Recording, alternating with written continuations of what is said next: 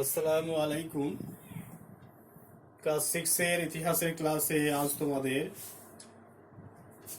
সপ্তম অধ্যায় অর্থনীতি ও জীবনযাত্রা নিয়ে আলোচনা করব।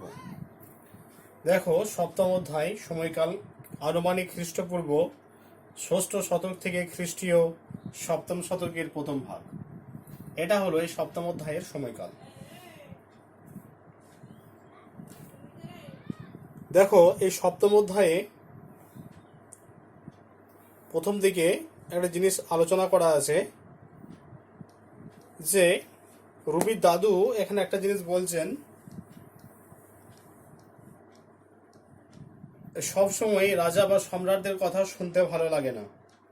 সমাজের অন্যদিকে আর একটা শ্রেণী আছে যাদেরকে আমরা শ্রমজীবী শ্রেণী বলি।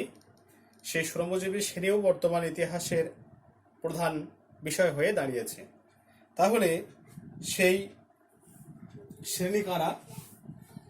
সমাজের সেই শ্রেণী হচ্ছে শ্রমজীবী শ্রেণী। বিশ্বকবি রবীন্দ্রনাথ ঠাকুরের ভাষায়, ওরা চিরকাল টানে দাঁড়, ধরে থাকে হাল, ওরা মাঠে মাঠে বীজ বনে পাকা ধান কাটে, ওরা কাজ করে নগরে প্রান্তরে। এটা বিশ্বকবি রবীন্দ্রনাথ ঠাকুরের একটা কবিতা, কবিতার নাম ওরা কাজ করে। এখানে ওরা বলতে সমাজে যারা শ্রমজীবী মানুষ, যারা খেটে খাওয়া মানুষ, যারা ঘুম থেকে উঠা থেকে শুরু করে ঘুমাতে যাওয়া পর্যন্ত যারা কাজ নিয়ে ব্যস্ত থাকে, অর্থাৎ যারা কায়িক পরিশ্রমে তাদের জীবন জীবিকা নির্বাহ করে, তাদের কথাই কিন্তু এখানে বলা হয়েছে। বর্তমানে আজকের ইতিহাসের বিষয়বস্তু কিন্তু শুধুমাত্র এই সমাজের উঁচুতলার যারা মানুষ তারা কিন্তু নয়, বা রাজাদের কাহিনী ইতিহাস নয়। আজকের নিচুতলার ইতিহাস বা সাবলটান গোষ্ঠী বা পিছিয়ে পড়া সম্প্রদায় বা নিচুতলার যারা মানুষ, সেই নিচুতলার মানুষদেরকে নিয়েও ইতিহাস রচিত হয়। এটা পরবর্তীকালে ক্লাস 10-এ বিস্তারিতভাবে আলোচনা করা আছে। তাহলে আজকের দিনে শুধুমাত্র যে যারা রাজা বা সম্রাট ইতিহাস তাদের কাহিনী লিপিবদ্ধ করে তা কিন্তু নয়।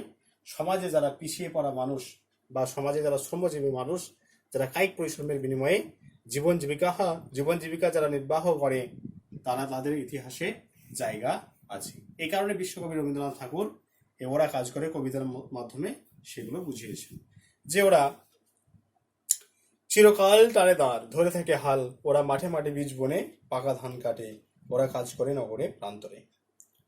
আবার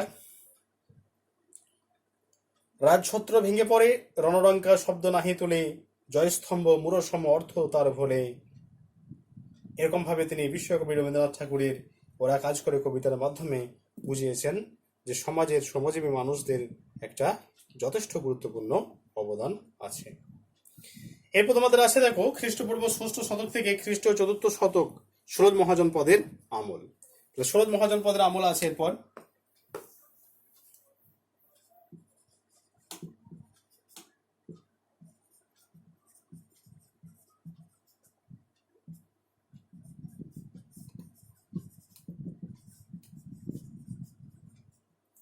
সরোজ মহাজন পদের আমল।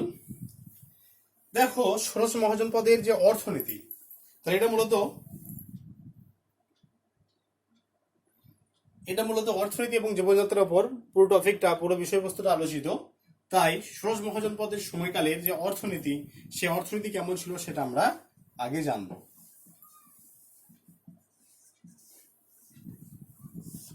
সরোজ মহাজন পদের সময়কালের অর্থনীতি।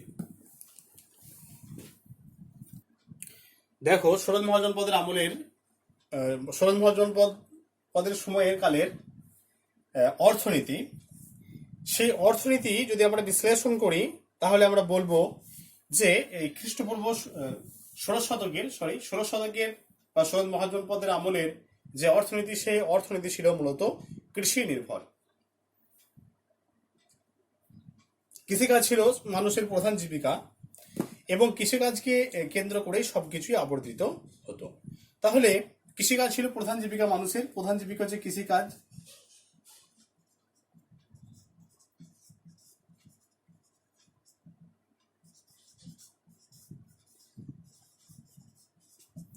প্রধান জীবিকা ছিল কৃষিকাজ।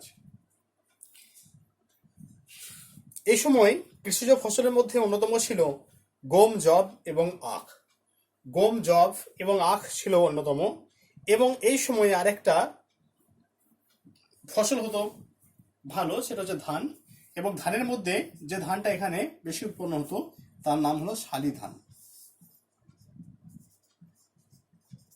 তাহলে কৃষিজ ফসলগুলো কি কি? কৃষিজ ফসল ছিল ধান, ধান ছিল প্রধান, ধানের মধ্যে হচ্ছে অন্যতম শালি ধান। ধান ছাড়াও গম, যব এবং আখ।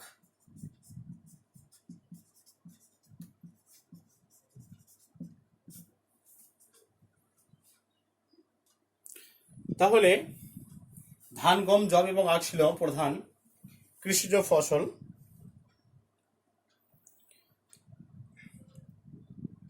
তবে এই সময়কালে, ষোড়শ মহাজনপদের সময়কালে কৃষিজ জমির ওপর কিন্তু সকলের সমান অধিকার ছিল না। কিছু সংখ্যক মানুষের হাতে অনেক জমির অধিকার ছিল এবং তাদের পাশাপাশি ভূমিহীন কৃষকও ছিল। তাহলে দেখো, দুটো শ্রেণী এখানে আমরা দেখতে পাচ্ছি। একদিকে যাদের হাতে প্রচুর জমি জায়গা আছে তাদের একটা শ্রেণী, আর অন্যদিকে আছে ভূমিহীন শ্রেণী।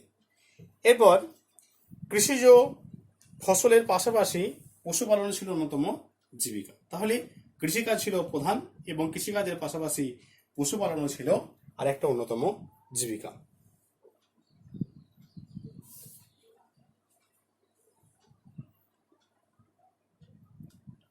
দেখো, এরপর আছে কারিগরি শিল্প।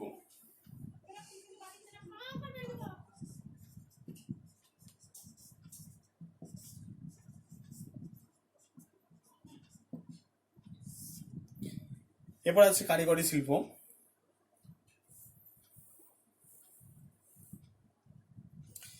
এই সময় নানা রকম কারিগরি শিল্প এবং নানা রকম পেশার বিবরণ পাওয়া যায়। এই সময় লোহার জিনিসপত্র ব্যাপক পরিমাণে তৈরি হতো এবং লোহার জিনিসপত্র যেহেতু এই সময় ব্যাপক পরিমাণে তৈরি হতো বা লোহার জিনিসপত্রের ব্যাপক চাহিদা ছিল, তাই মানুষরা কিন্তু বেশি পরিমাণে এই পেশার সঙ্গে যুক্ত হয়ে পড়েছিল। এবং যারা এই পেশার সঙ্গে যুক্ত ছিলেন তারা লোহার বেশ কিছু প্রয়োজনীয় যন্ত্রপাতি দ্বারা তৈরি করতেন। তার মধ্যে অন্যতম হলো দা, কুড়ুল, কুঠার এবং লাঙলের ফালা। দা, কুড়ুল, কুঠার এবং লাঙলের ফালা ছিল অন্যতম। তাহলে লোহার কুড়ুল এবং কুঠার দিয়ে খুব সহজে ঘন জঙ্গল পরিষ্কার করা সম্ভব হতো। তার ফলে সে সমস্ত জায়গায় জনবসতি এবং কৃষি জমি বাড়ানো খুব সহজ হয়েছিল। আবার মহাজনপদগুলির যুদ্ধের কাজে লোহার অস্ত্রের ব্যবহার হতো। মধ্য গঙ্গা উপত্যকা অঞ্চলে লোহা পাওয়া যেত এবং সেই লোহা থেকে তারা বিভিন্ন রকমের লোহার অস্ত্রশস্ত্র তারা বানাতে শিখেছিল এই সময়কালে। এই লোহার জিনিসপত্র তৈরি ছাড়াও এই সময় বস্ত্রশিল্পের উন্নতি ঘটেছিল এবং বস্ত্রশিল্পের একটা প্রধান কেন্দ্র বা বস্ত্রশিল্পের একটা অন্যতম শিল্প কেন্দ্র ছিল বারাণসী। এই বারাণসী ছিল বস্ত্রশিল্পের একটা অন্যতম প্রধান কেন্দ্র। আবার এই সময় বিভিন্ন গয়না বানানোর শিল্প খুব বিখ্যাত ছিল, বা সেই সময় গয়না বানানোর শিল্প ছিল বিখ্যাত। এবং সেই গয়না গয়নার কাজে যে সমস্ত জিনিসগুলো ব্যবহৃত হতো তার মধ্যে অন্যতম ছিল দামি পাথর এবং পুঁতির গয়না। তাহলে দামি পাথর এবং পুঁতির গয়না সেই সময় কিন্তু ব্যাপক আকার ধারণ করেছিল, অর্থাৎ মানুষরা এই সমস্ত তারা অলংকার ব্যবহার করত এই সময়কালে। তাহলে কারিগরি শিল্পের মধ্যে দেখো, কারিগরি শিল্পের মধ্যে অন্যতম সেটা হচ্ছে লোহার জিনিসপত্র তৈরি। তাহলে লোহার জিনিসপত্র যেহেতু সেই সময় লোহার ব্যাপক একটা চাহিদা ছিল লোহার জিনিসপত্রে, তাই বেশিরভাগ মানুষ কিন্তু এই পেশার সঙ্গে যুক্ত হয়ে পড়েছিল এবং তারা লোহার বেশ কিছু প্রয়োজনীয় জিনিস তারা তৈরি করেছিল।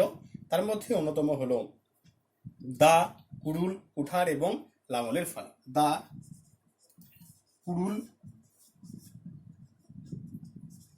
কুঠার আর লাঙলের ফালা।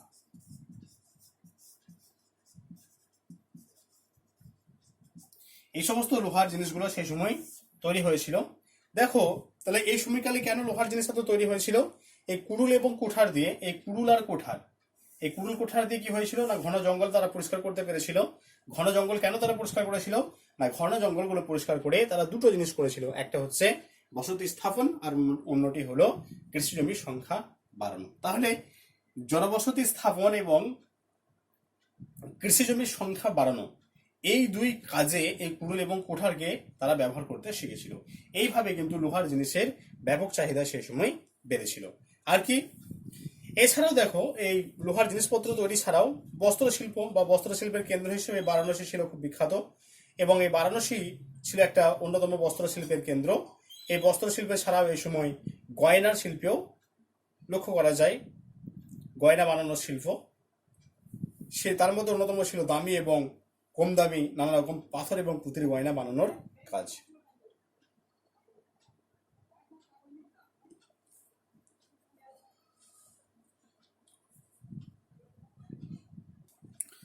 এরপর আছে বাণিজ্য।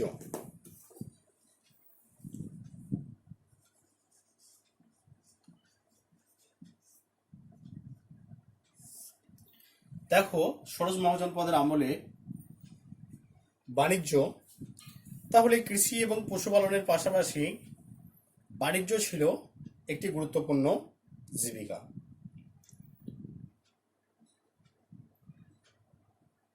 এই সময় বাণিজ্যের উন্নতি হয়,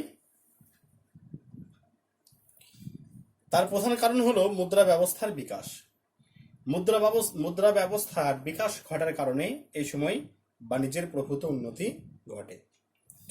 ধনী বণিকদের পাশাপাশি ছোট দোকানদার এবং ব্যবসায়ী তারাও এই বাণিজ্যের সঙ্গে যুক্ত হয়ে পড়ে।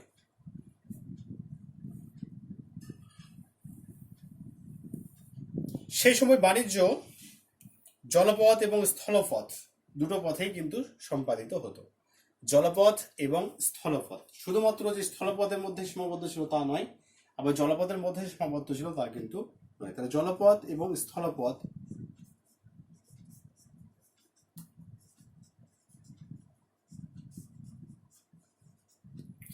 এই জলপথ আর স্থলপথ এই দুইয়ের মধ্যেই তখনকার দিনে বাণিজ্য সম্পাদিত হতো। গরুর গাড়ি বোঝাই করে অনেক বণিক দূর দূরান্তে মাল নিয়ে যেতেন। গরুর গাড়ি ছাড়াও ঘোড়ার সাহায্যে বাণিজ্য চলতো। আবার উত্তর ভারতে স্থলপথ এবং জলপথের সাহায্যে বাণিজ্য করা খুব সহজ ছিল।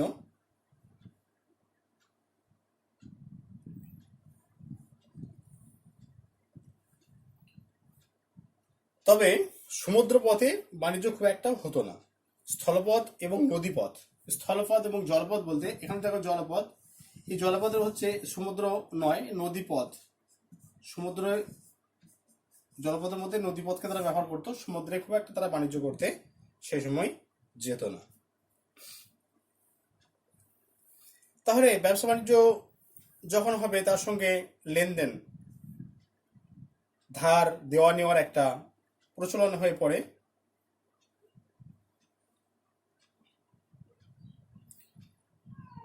ধার নিয়ে শোধ দেওয়াটা কিন্তু উচিত বলে বিভিন্ন ধর্মগ্রন্থ মনে করে। তার মধ্যে জৈন এবং বৌদ্ধ ধর্ম সেটাকে সমর্থন করে, এবং বিনিময়ের মাধ্যম হিসেবে এই সময় ধাতুর মুদ্রার ব্যবহার দেখা যায়। সেই সময়কালে কারসাপন, তাহলে কারসাপন হচ্ছে একটা মুদ্রা। কারসাপন তো প্রশ্ন পড়ে যে কারসাপন কি, তাহলে এই ষোড়শ মহাজনপদের আমলে একটা বহুল প্রচলিত মুদ্রার নাম হলো কারসাপন। এবং এই কারসাপন গোল ও চৌকো আকৃতির অনেক রূপোর মুদ্রার মতো এটা হয়। তাহলে কারসাপন হচ্ছে একটা বহুল প্রচলিত মুদ্রা, তবে এটা গোল হতে পারে আবার চৌকো হতে পারে, নির্দিষ্ট করে কিছু বলা নেই। এই কারসাপনের মতো তখন বেশ কিছু রূপোর মুদ্রা পাওয়া গিয়েছিল, যেগুলো গোল এবং চৌকো দু রকমেরই। মুদ্রা ব্যবস্থার বিকাশ হওয়ার সঙ্গে সঙ্গে ব্যবসা বাণিজ্যের প্রভূত উন্নতি এই সময় ঘটেছিল। তবে বিন্ধ্য পর্বতের দক্ষিণে এই সময়ে মুদ্রার খোঁজ পাওয়া যায়নি। যেহেতু বিন্ধ্য পর্বত, সেই বিন্ধ্য পর্বতের দক্ষিণ দিকে কিন্তু এই যে কারসাপন, এই কারসাপন বা রূপর মুদ্রা, সেই রূপর মুদ্রার খোঁজ পাওয়া যায়নি। এর থেকে আমরা সহজে অনুমান করতে পারি যে বিন্ধ্য পর্বতের দক্ষিণ দিকে ব্যবসা বাণিজ্য সম্পাদিত খুব একটা বেশি হতো না। ব্যবসা বাণিজ্য যদি সম্পাদিত হতো তাহলে এই দক্ষিণ দিকেও, বিন্ধ্য পর্বতের দক্ষিণেও এই কারসাপন বা রূপর মুদ্রা গোল এবং চৌকাকৃতির যে রূপোর মুদ্রা সেগুলো সহজেই পাওয়া যেত।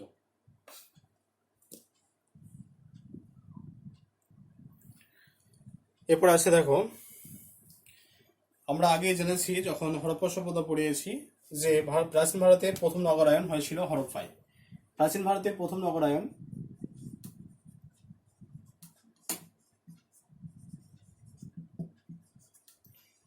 কোথায় হয়েছিল? হরপ্পাতে।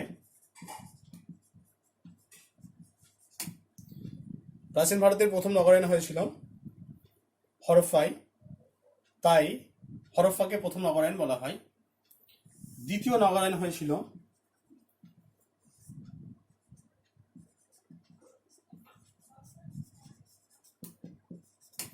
খ্রিস্টপূর্ব 600 অব্দে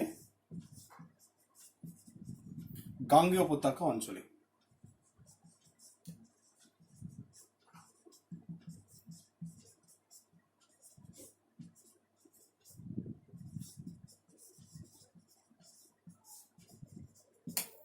গাঙ্গেয় উপত্যকা অঞ্চলে খ্রিস্টপূর্ব 600 অব্দে দ্বিতীয় নগরায়ন হয়েছিল।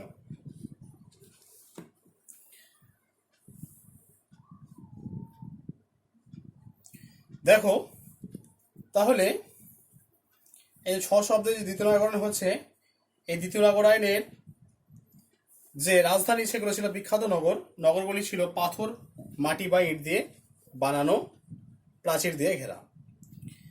নগরগুলির প্রাচীন বসতির তুলনায় আকারে বড় ছিল এবং শাসন ও ব্যবসার সঙ্গে যুক্ত লোকেরা প্রধানত নগরে বসবাস করতেন। এরা কেউ নিজেদের খাদ্য উৎপাদন করতো না, ফলে এদের জন্য নিয়মিত খাদ্য আসতো গ্রাম থেকে। তাই নগরগুলো গড়ে উঠতো গ্রামীণ এলাকার কাছাকাছি। যেহেতু তারা গ্রামের ওপর নির্ভরশীল ছিল, সে কারণের জন্য এই যে নগরগুলো গড়ে উঠেছিল, সেই নগরগুলো কিন্তু গ্রামের কাছাকাছি গড়ে উঠতো। নতুন নগর তৈরি হওয়ার ফলে বেশ কিছু নতুন জীবিকারও খোঁজ পাওয়া যায়। এই সময় উত্তর ভারতে আজকের দিনের মতো ধোফা, নাপিত, চিকিৎসক এই সমস্ত জীবিকা খুব পরিচিত ছিল। পরিবার এবং সমাজে নারীর স্থান ছিল পুরুষের অনেক নিচে। নারীদের যে শিক্ষা, সেই শিক্ষা থেকে তারা অনেক বঞ্চিত ছিলেন, নারীরা শিক্ষা থেকে বঞ্চিত ছিলেন এবং বাল্য বিবাহ এই সময় প্রচলিত ছিল। মেয়েদের উপযুক্ত বয়স হওয়ার আগেই বিয়ে দেওয়ার রীতি এই সময় চালু হয়েছিল। তবে নারীদের প্রতি বৌদ্ধ ধর্মের দৃষ্টিভঙ্গি ব্রাহ্মণ ধর্মের তুলনায় কিছুটা উদার ছিল। তাহলে ব্রাহ্মণ ধর্ম ছিল একটু জটিল প্রকৃতির, সেই জায়গায় অনেকটা উদার ছিল এই ব্রাহ্মণ ধর্মের থেকে অনেকটা উদার ছিল এই বৌদ্ধ ধর্ম। তাহলে এই সময়কালে দেখো নারীদের যে চিরাচরিত প্রথা বা চিরাচরিত রীতি বা সম্মানবোধ, সেই সম্মানবোধ তাদের অনেকটাই কমে যাচ্ছে। সমাজে বাল্যবিবাহ প্রচলিত হচ্ছে, মেয়েরা কিন্তু আগের মতো সম্মান পাচ্ছেন না। নারীদের যে শিক্ষা, সেই শিক্ষার সুযোগ থেকে তারা বঞ্চিত, আবার তাদের অবস্থান কিন্তু পুরুষদের অনেকটা নিচে ছিল। এরকম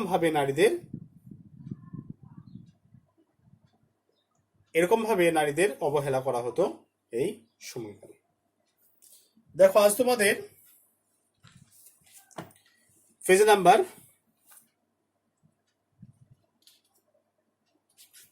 98, 99, 100,